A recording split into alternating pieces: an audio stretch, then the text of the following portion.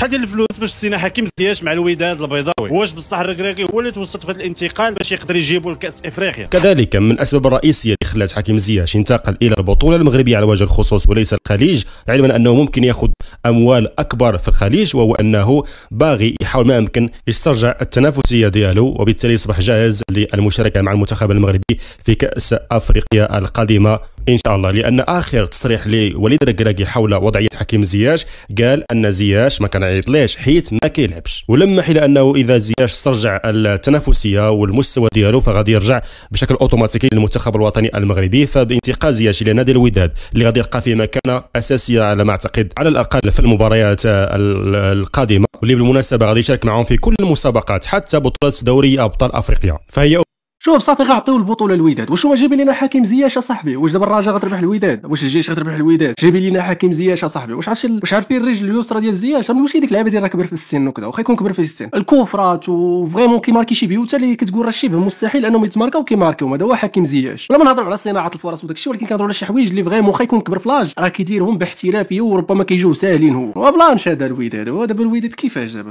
نتمنوا على الاقل بعدا ما يسينوش لي كونطرا ما يلعبش، فهمتي؟ تيدوز غير الديربي بعدا ربحوا هما في الديربي. ايوا الوداديين هنيئا لكم زعما فريمون والله الا ما كنقولها من قلبي بصحتكم الوداديين. القيمه ديال اللعاب كقيمه نيس، وحتى القيمه التسويقيه ديال الفريق راه كتزاد ملي كتجيب لاعب دولي وفهمتي لاعب كبير باقي يلعب في تشيلسي واياكس وزيد. فهنيئا لكم الوداديين بصحتكم.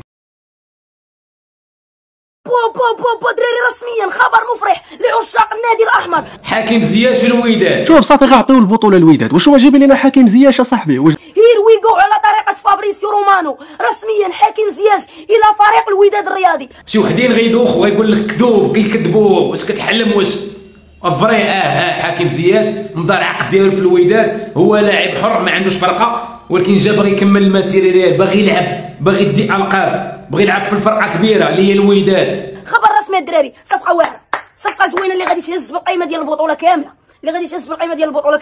لهذا غادي نصفقوا على فريق الوداد على هذه الصفقه اللي واعره بزاف. ومرحبا بحكيم زياش في البلاد ديالو.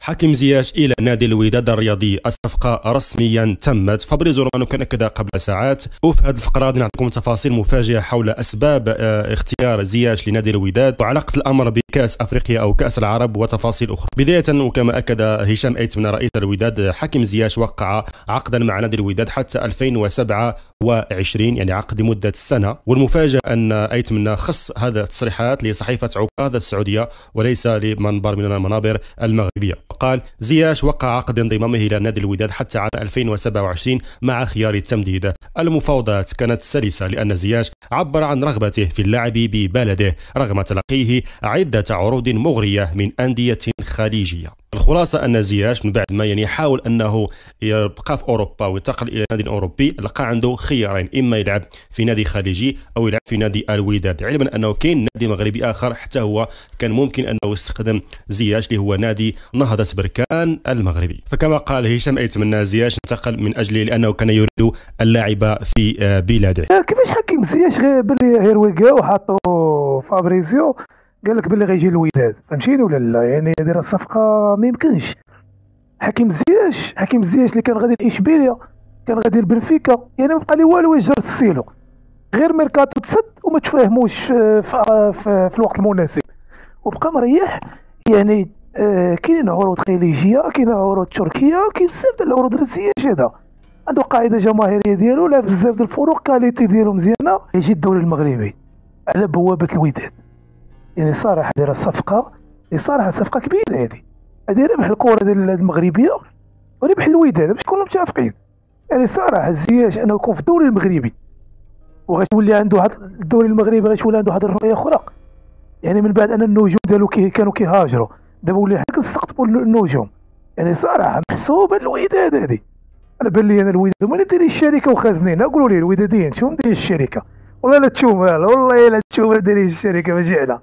ما تقولش ليا تشومها اللي دايرين الشراكه ماشي حنايا، واقيلا حنا باينين، واقيلا بنا حنا ولجان. قروا امرابط لورش زياش